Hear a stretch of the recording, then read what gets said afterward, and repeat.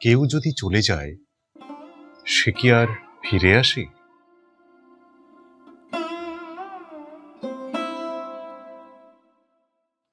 সব অপেক্ষার শেষ হয় না। এমনই দুই বিষাদের বিচ্ছেদের বাঁশি বেজে চলেছে এই বাংলায়।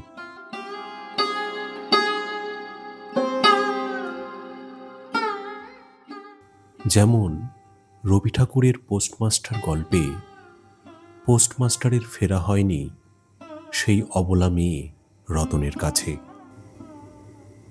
এ যেন রবীন্দ্রনাথ ঠাকুরের তার প্রেয়সী পদ্মা নদীর সঙ্গে নিজের বিচ্ছেদ। কারণ জীবনের অনেকটা সময় কিন্তু তিনি বাংলাদেশের পদ্মা নদীর তীরে শিলাইদহে কাটিয়েছেন। সেই শিলাইদহে থাকাকালীন রবীন্দ্রনাথ ঠাকুর তার মেয়ে সমতুল্য ইন্দিরাকে যতগুলি চিঠি লিখেছিলেন, কোনো চিঠিতেই কিন্তু তার প্রেয়সী পদ্মা নদীর কথা, তার কলতানের কথা, তার নির্জন সঙ্গীর কথা তিনি কিন্তু লিখতে ভোলেননি। কিন্তু 1922 সালের পর আর কিন্তু তার সেই প্রেয়সীর কাছে ফেরা হয়নি। অর্থাৎ 1922 সালে শিলাইদহ থেকে কলকাতা যাওয়ার পর আর কিন্তু তিনি এই শিলাইদহের জমিদার বাড়িতে কখনোই ফিরে আসেননি।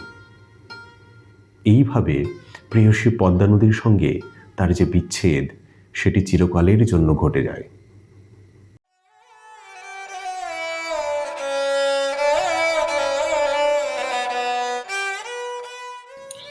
ঠিক তেমনি আরও একটি বিচ্ছেদ হলো গঙ্গা নদীর সঙ্গে ভাগীরথীর বিচ্ছেদ। গঙ্গার প্রধান প্রবাহ 1300 থেকে 1400 শতকের আশেপাশে এই ভাগীরথীর মধ্য দিয়েই কিন্তু বয়ে যেত।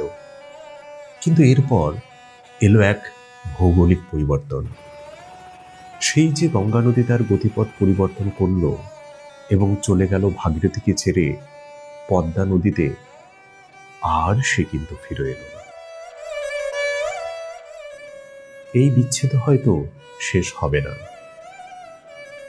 পদ্মা থেকে গঙ্গার পুনরায় ফেরা হবে না হয়তো কোনোদিন এই ভাগীরথীর কোলে।